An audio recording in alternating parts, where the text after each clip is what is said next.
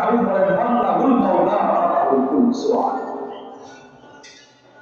যে ব্যক্তি আল্লাহর জন্য হয়ে যাবে, আল্লাহর বন্ধু হবে, তামাম জগৎ তার জন্য গোলাম হয়ে যাবে। সুবহানাল্লাহ। অসংখ্য আল্লাহর ওলিরা বাঘের উপর সওয়ার করে ইসলাম প্রচার করেছে, করে নাই? আল্লাহর ওলি মাছের উপর সওয়ার করে আসছে ইসলাম প্রচার করার জন্য।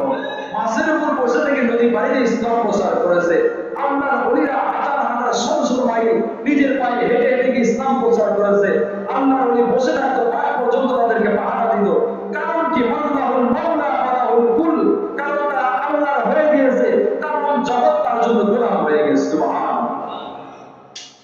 তাই আল্লাহর ওলিদের গোলাম হয়েছে, তার জগৎ সৃষ্টি করে প্রাণীরা পর্যন্ত তাদের গোলাম হয়।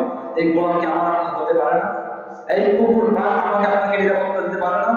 বাঘ অবশ্যই ভয়ঙ্কর, তাই না? বাঘ একটা ভয়ঙ্কর প্রাণী না, কিন্তু আল্লাহর ওলিদের কাছে ভয়ঙ্কর, তাদেরকে ভালোবাসে, তাকে কামড় দিল, তাই খাইতে চাইতে না কেন? তাকে চিন্ত চিন্ত আল্লাহ। কিন্তু শুধু আল্লাহ নয়, যে ব্যক্তি আল্লাহ হয় তিনি কেমন হয় জানে? আল্লাহ তাআলা হাদিসে কুদসিতে বলেন, আল্লাহ তাআলা হাদিসে কুদসিতে বলেন যে বান্দা যখন ইবাদত করতে করতে আমার বন্ধু হয়ে যায়, আমার নিকটবর্তী এসে যায়, বান্দা যখন ওলিয়ত অর্জন করে, আমার বান্দার জবান থাকে না, বান্দার হাত থাকে না, বান্দার মুখ থাকে না, বান্দার প্রত্যেকটা অঙ্গ প্রত্যঙ্গ বান্দার জবান আমি আল্লাহর জবান হয়ে যায়। সুবহানাল্লাহ। বান্দার জবান দিয়ে যা বের হয় আমি আল্লাহ বলি, বান্দার জবান দিয়ে আমি আল্লাহ কথা বলি। আল্লাহর কোরআন বলে ওয়ালাহুম আ'য়ুনুল্লাহ ইউবসিরুনা বিহা ওয়ালাহুম আযানুল্লাহ ইয়াসমাউনা বিহা। তাদের চক্ষু থাকবে, তারা চিনবে না, তাদের জ্ঞান থাকবে, তারা বুঝবে না, তাদের কান থাকবে, তারা শুনবে না।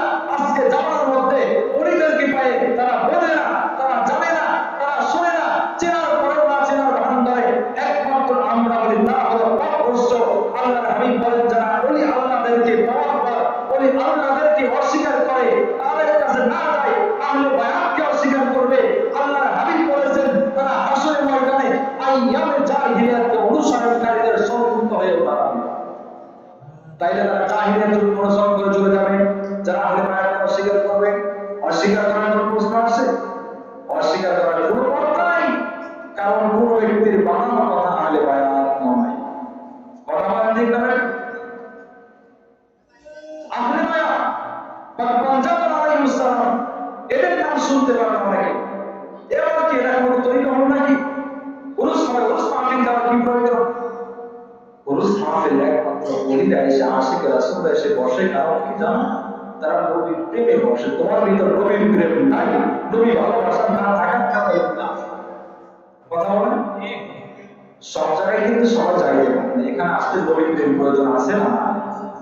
যে ব্যক্তির মধ্যে নবীর প্রেম না থাকবে সেই বান্দা কখনো ঈমানদার হতে পারে না।